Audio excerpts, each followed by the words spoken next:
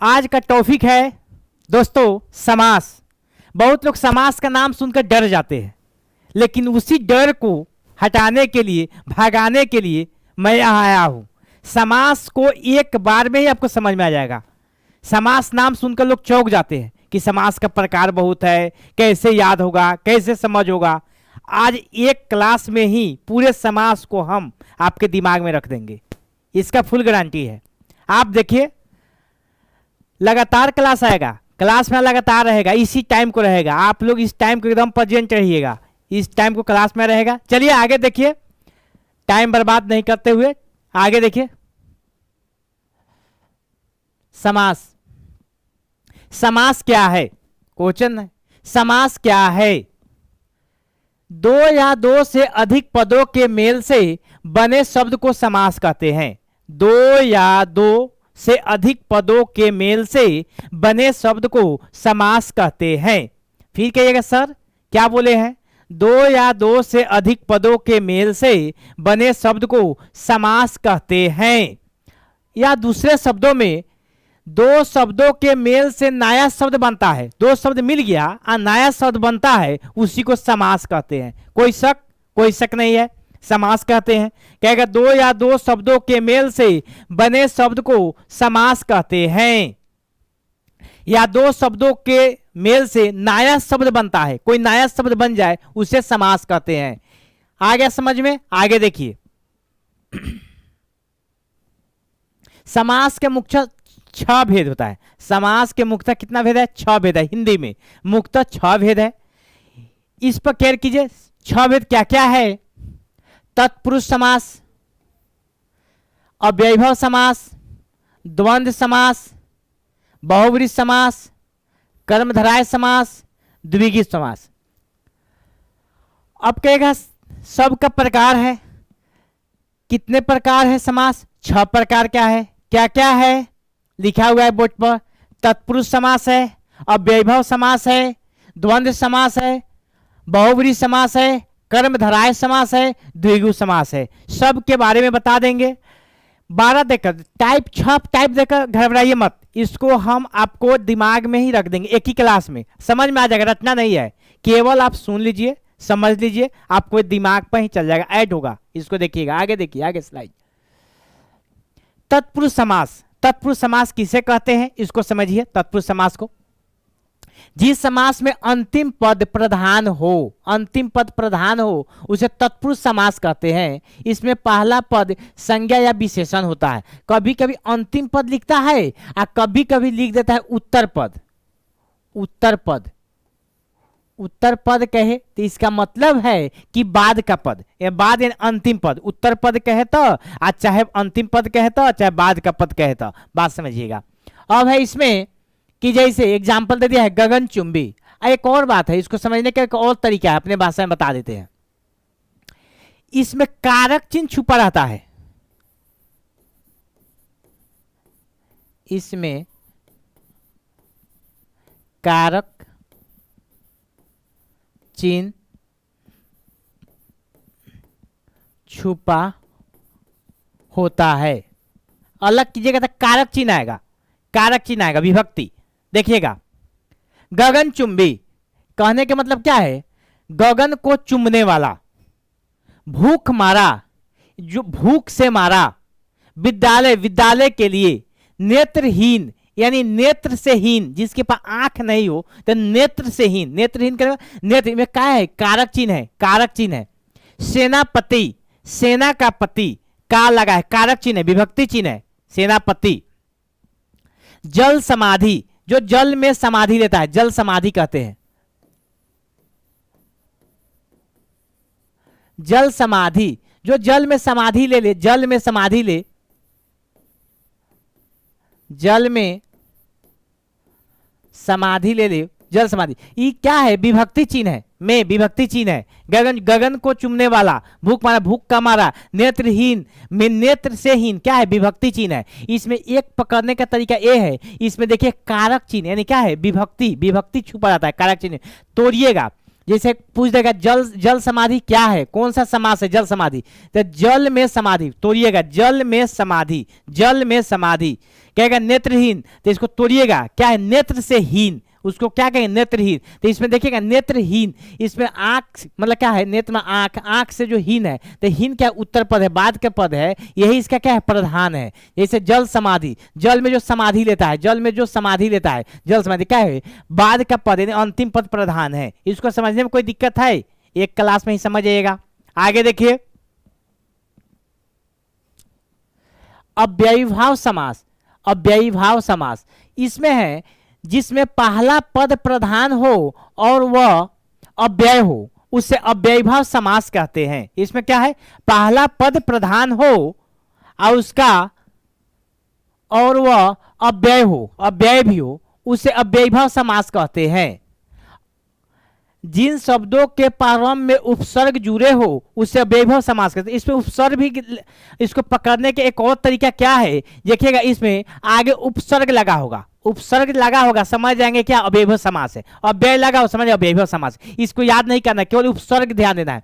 याथाशक्ति, याथा क्या उपसर्ग है, प्रतिदिन, प्रति क्या उपसर्ग है, भर पेट, भर क्या है उपसर्ग है, उपनयन क्या है उपसर्ग है। जैसे और बता देते हैं, जैसे हो गया प्रधान,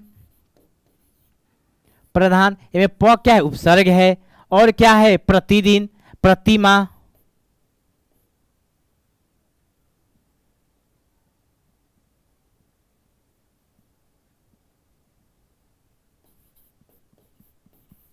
प्रतिमा, प्रतिमा, प्रति क्या है उपसर्ग है। इसमें देखिए जिसमें उपसर्ग लगा हो, जिसमें उपसर्ग लगा हो उसको अव्ययीभाव समास कहते हैं। याद कर लेना एकदम, इसको ज्यादा आपको इतना लंबा चौड़ा याद करने का तरीका नहीं है, याद नहीं करना लंबा चौड़ा, इसको याद यही करना है जिन शब्द के प्रारंभ में देखिए उपसर्ग लगा होगा तो वो ये अव्ययीभाव समास होगा। क्या लगा होगा उपसर्ग लगा होगा, उपसर्ग लगा होगा तो क्या अव्ययीभाव समास होगा। इसको समझने में कोई दिक्कत है, प्रधान हो गया, प्रतिमा हो गया, यथाशक्ति, प्रतिदिन, भर पेट, उपनयन, उप संस्कार, ये सब जितना है सब क्या है आपको अव्ययीभाव समास है।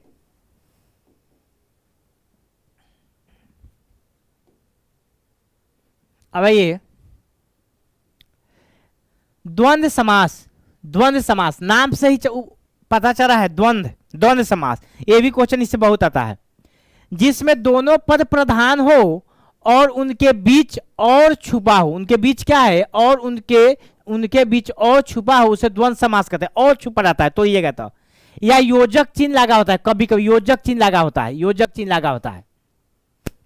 जैसे लोटा डोरी योजक चिन्ह छुपा हुआ है, राधा कृष्ण योजक चिन्ह लगा हुआ है, दिन रात योजक चिन्ह लगा हुआ है, देखिए सुबह शाम इसमें योजक चिन्ह पहले से ही लगा हुआ है। पाप्य पुण्य योजक चिन्ह लगा होता है, अंजल योजक चिन्ह लगा होता है, भाई बहन योजक चिन्ह लगा होता है, और क्या है जैसे माता पिता योजक चिन्ह लगा होता है। और क्या होगा सीताराम, सीताराम, और क्या होगा गौरी शंकर, गौरी शंकर, और क्या होगा आगे पीछे बहुत बहुत हो सकता है एग्जाम्पल। अब समझिएगा द्वंद्व समास कैसे याद रखेंगे, इसमें योजक चिन्ह लगा होता है, योजक चिन्ह। और कहीं कहीं बच्चा फंस जाता है, कहाँ फंसता है, एक किसका अपवाद है, योजक चिन्ह भी लगा रहेगा। जैसे अव्ययीभाव समास में, अव्ययीभाव समास में इसमें भी योजक चिन्ह लगा होता है। कहां पे, जैसे देखिए क्वेश्चन कभी कभी याद आता है दिनों दिन, दिनों दिन, तो दिनों दिन जहां रहेगा इसमें भी योजक चिन्ह है, लेकिन दोनों वर्ड सेम होगा, दोनों शब्द क्या होगा सेम होगा, सेम होगा, तो इसको क्या कहेंगे अव्ययीभाव समास कहेंगे। जैसे क्या होता है पीछे पीछे, पीछे पीछे, इसमें भी योजक चिन्ह लगा है, लेकिन दोनों शब्द क्या है समान है, तो क्या है दोनों शब्द समान रहेगा तो क्या हो जाएगा अव्ययीभाव समास होगा। दोनों शब्द समास, दोनों शब्द समान होगा तो क्या होगा अव्ययीभाव समास होगा। जैसे पीछे पीछे, दिनों दिन, रातों रात कहीं किया जाता है।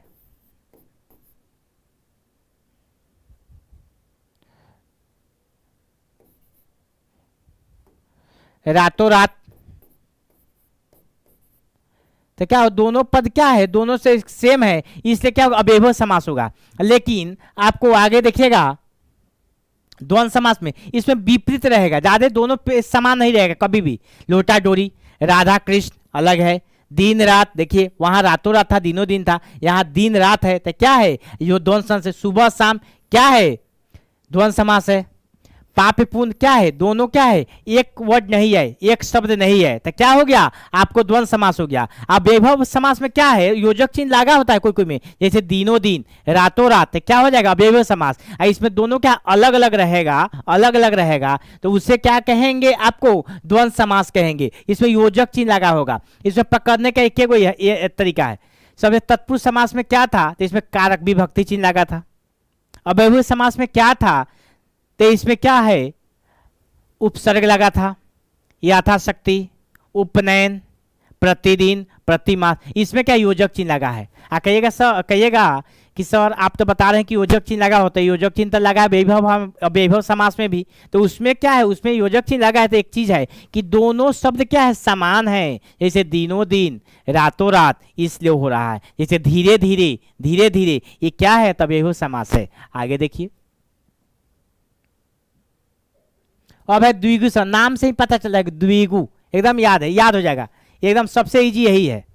जिसमें पहला पद संख्या, संख्या नंबर, संख्या हो, उसे द्विगु समास कहते हैं। अब कहिएगा सर कैसे, कहिएगा सर बताइए कैसे कर रहे हैं। संख्या लगाओ, देखिए आगे पकड़िएगा, त्रिफला, त्रि क्या है, संख्या है, त्रिफला। पंचवटी, पंच क्या है, संख्या है। पंचरत्न, पंच क्या है, पंच क्या है, 5 गो रत्न क्या है, संख्या है। त्रिकूट, त्रिगुट कह सकते हैं।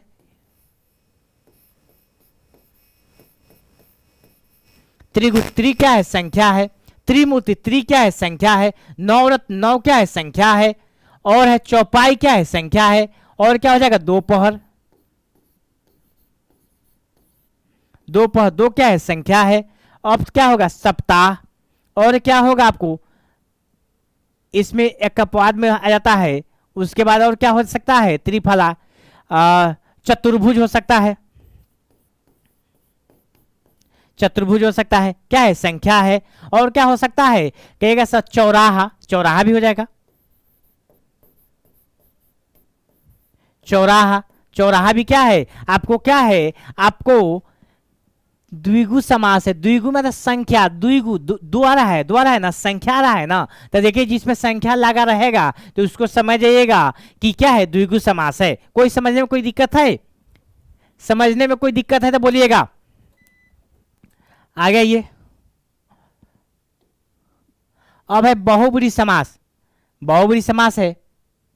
अब ध्यान दीजिएगा, जिसमें दोनों पद के माध्यम, दोनों पदों के माध्यम से किसी या कोई विशेष्य, विशेष्य या विशेष्य अर्थ का बोध हो, उसे बहुब्रीहि समास कहते हैं। विशेष अर्थ का बोध हो, विशेष अर्थ का बोध हो, उसे क्या है, बहुब्रीहि समास कहते हैं। इसमें देवी देवताओं का नाम अधिक आते हैं, ये बहुत खास याद होने वाला है बहुब्रीहि।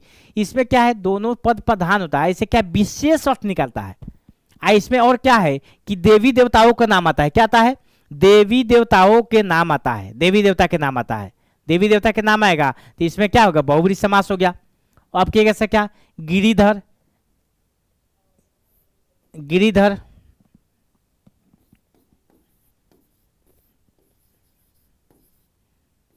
गिरिधर, नीलकंठ, लंबोदर जिसका लंबा है उदर, दासानंद जिसके बाद 10 मुख हो, पीताम्बर, नीलांबर, ये क्या है आपको देवी देवता के नाम आ रहा है। और क्या सर, और क्या हो जाएगा, और बहुत कुछ हो सकता है इसमें, गिरिधर, नीलकंठ, लंबोदर, दासानंद, पीताम्बर, नीलांबर, और क्या है, गिरिधर। और चलिए एग्जाम्पल इतना ही रहने दीजिए। बहुब्रीहि समास में से दोनों पद, दोनों पदों के माध्यम से किसी एक विशेष अर्थ का बोध होता है, विशेष अर्थ का बोध होता है, उसे बहुब्रीहि समास कहते हैं। इसमें देवी देवता का नाम छुपा रहता है, कोई दिक्कत नहीं है। अब आगे आइए, अब है कर्मधारय समास। कर्मधारय समास क्वेश्चन इससे खूब रहता है। इसमें पूर्व पद विशेषण और उत्तर पद क्या होता है, विशेष होता है। इसमें उत्तर पद की प्रधानता होती है। कहेंगे सर ये क्या लिख दिए, पूर्व पद पद विशेषण। पूर्व मतलब क्या, पहला। पूर्व मतलब क्या है, पहला, पहला पद विशेषण। और उत्तर मतलब क्या होता है, बाद। उत्तर मतलब क्या होता है, बाद। उत्तर मतलब क्या होता है, बाद। जैसे महात्मा, मृगनयन, मृगनयन, नयन कैसा है। इसमें एक और चीज है, पकड़ने का तरीका क्या है, कैसे पकड़िएगा, इसमें क्वेश्चन लगाइएगा, मतलब इसमें क्वेश्चन कीजिएगा। कैसे लगाकर क्वेश्चन कीजिएगा, कैसे लगाकर क्वेश्चन कीजिएगा, पूछिएगा, प्रश्न पूछिएगा। जैसे हो गया मृग नयन, नयन कैसा है, तब मृग के समान। नीलांबर, काला पानी, पानी कैसा है, तो काला।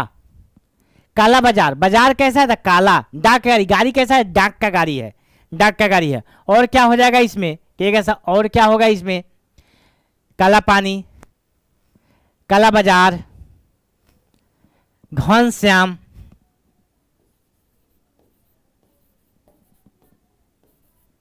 श्याम कैसा है, घन के समान, एकदम काला बादल के समान, काला बादल के समान। याद हो गया होगा, एक बार में सुन लीजिएगा वजह से कर्म धराए। इसमें पूर्व पद प्रधान, इसमें पूर्व पद विशेषण हो, उत्तर पद विशेष हो, विशेष हो। इससे इसमें उत्तर पद की प्रधानता, उत्तर मतलब बाद, उत्तर मतलब बाद के पद की प्रधानता हो, उसे क्या कहेंगे, कर्मधारय समास कहेंगे। इसे क्वेश्चन कैसे लगाकर प्रश्न पूछेगा तो अपने आ जाएगा आंसर। जैसे मृग नयन, नयन कैसा है, मृग के समान। महात्मा, आत्मा कैसा है, महात्मा, महा प्लस आत्मा, महात्मा। आत्मा कैसा है, तो महात्मा के समान। आत्मा कैसा है, महात्मा के समान। इसमें कैसे करके क्वेश्चन कीजिएगा तो आपको आंसर मिल जाएगा। तो क्या हो जाएगा, कर्मधारय समास हो गया। अब आपको समझ में आ गया होगा हमारे समझ से।